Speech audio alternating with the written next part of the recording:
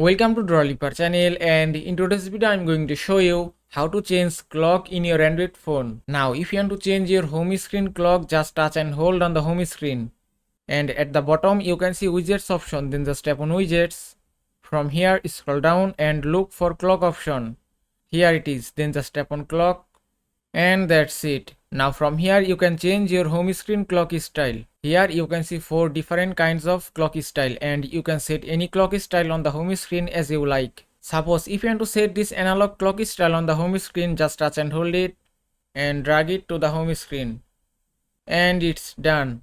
Now if you want to delete this clock, just touch and hold it, then tap on remove, and you can see it's removed successfully. You can also change your clock position from here. Now if you touch and hold on the clock, then go to settings option.